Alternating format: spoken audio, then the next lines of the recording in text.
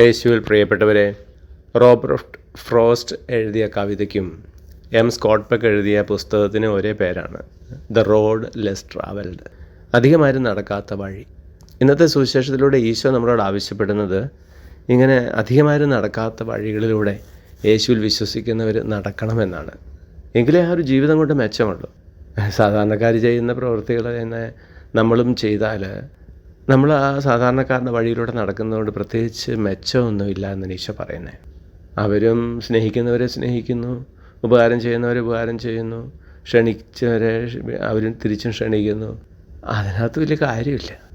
അതിൽ നിന്ന് വ്യത്യസ്തമായിട്ടൊരു ശൈലി, ഇങ്ങോട്ട് സ്നേഹിക്കാത്തവരെയും സ്നേഹിക്കുക, ഇങ്ങോട്ട് ക്ഷണിച്ചിട്ടില്ലെങ്കിലും നമ്മുടെ പരിപാടികൾക്ക് അവരെ ക്ഷണിക്കുക, ദ്രോഹം ചെയ്യുന്നവർക്ക് ഉപകാരം ചെയ്യുക.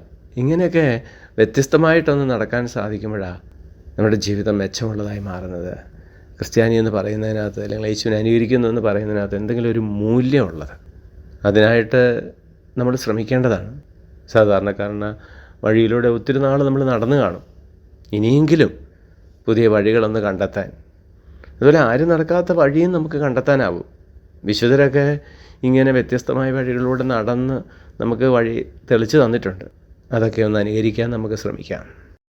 സ്നേഹനാഥനായ ഈശോയെ, ഞങ്ങളെ അനുഗ്രഹിക്കുമാറാകണമേ, ഇപ്പോഴും എപ്പോഴും എന്നേക്കും.